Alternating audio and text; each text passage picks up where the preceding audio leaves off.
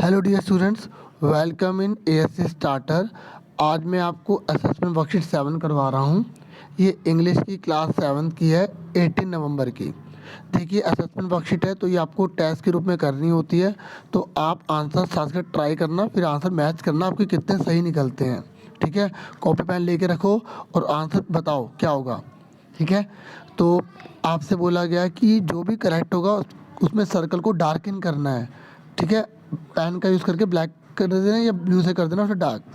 तो पहला है, which one of the following is not considered as good manners. ये कह रहा है इनमें से कौन सी जो चीज़ है ना जिसको गुड मैनर्स कंसीडर्ड नहीं किया जाता। तो फाइटिंग, हेल्पिंग, शेयरिंग या supporting.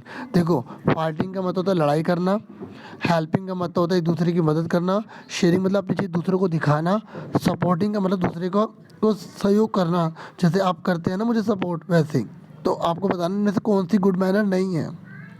Fighting.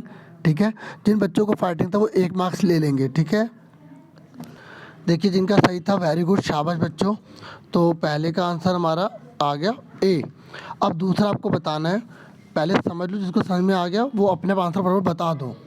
We should say, हमें कहना चाहिए dash when we receive a compliment from our friend. जब कोई हमारा फ्रेंड हमें कॉम्प्लीमेंट देता है, कोई अच्छी बात बोलता है हमारे बारे में, तो हमें उसको क्या बोलना चाहिए? सॉरी बोलना चाहिए, माफ़ कर दे। एक्सक्यूज़ मी मतलब उस बात को हटा देना चाहिए। थैंक यू, उसे थैंक यू कहना चाहिए या प्लीज़ रिक्वेस्ट करनी चाहिए। तो जिन बच्चों ने आंसर जो है थैंक यू बोला है, वेरी गुड बच्चों, शाबाश, वेरी गुड।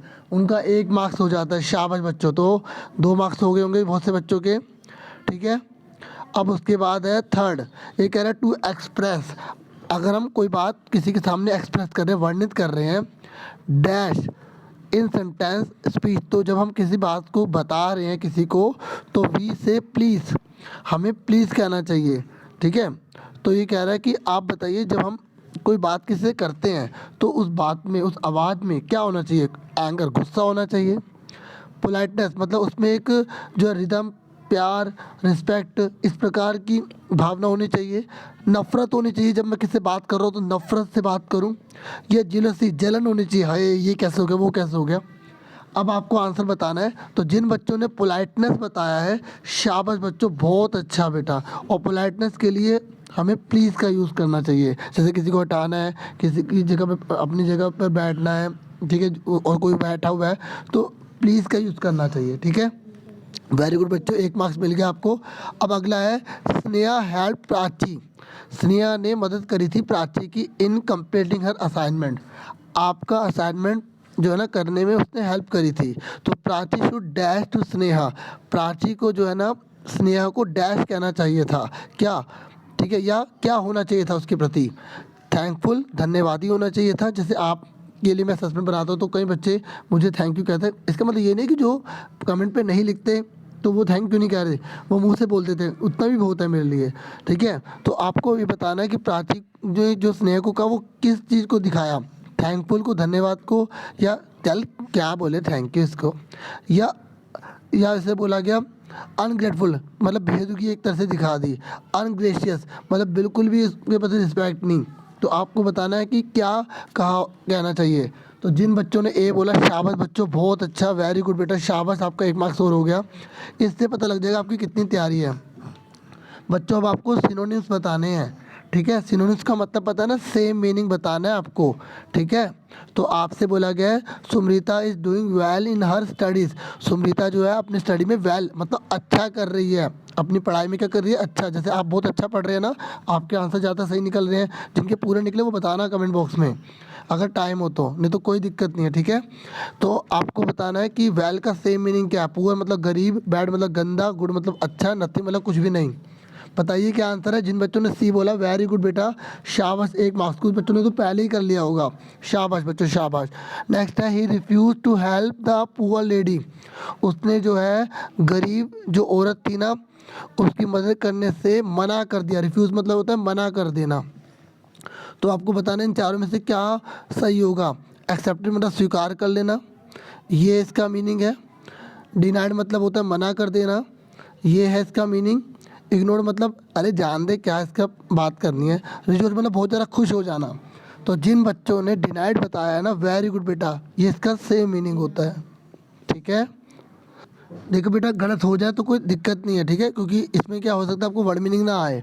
अपने ऊपर विश्वास रखिए, दोबारा से एक बार टेस्ट दे देना ना, फिर दोबारा से वीडियो को चलाकर या जो अपना असेसमेंट मिलेगा ना उससे देखकर। अब साथ में आई वॉज वेरी हैप्पी, मैं बहुत खुश था, तो आपको हैप्पी का सेम मीनिंग बताना है।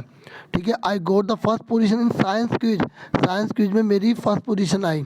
तो अपसेट, एंग्री, ग्लैड या हेल्थी, तो इसका आंसर आपको बताना था क्या आएगा।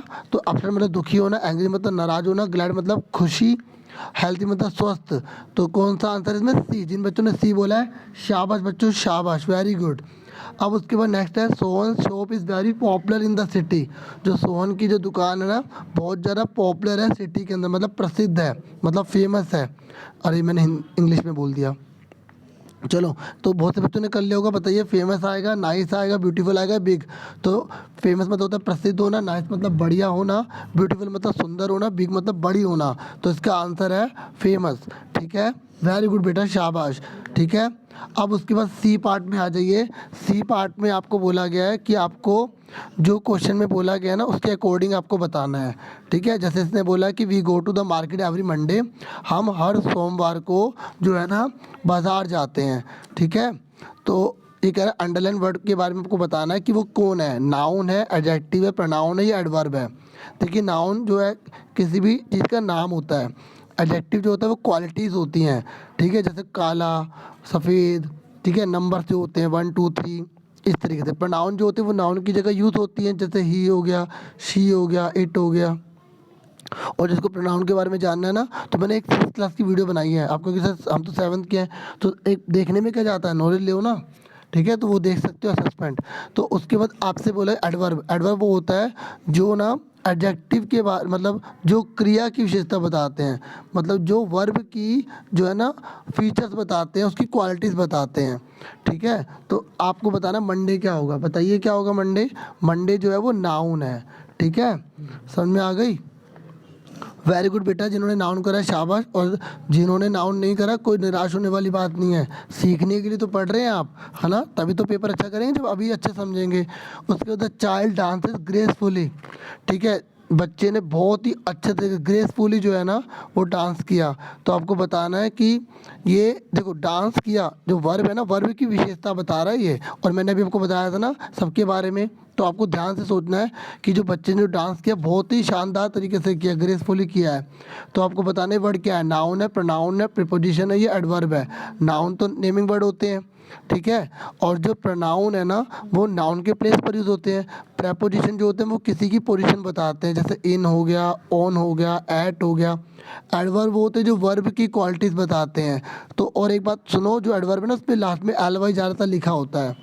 आपने क्या आंसर बताया सबने, डी, वेरी गुड। तो जिन बच्चों के 10 में से 7 से ऊपर आए हैं उनको वेरी गुड, और जिनके 10 में 10 आए हैं उनको सुपर एक्सीलेंट।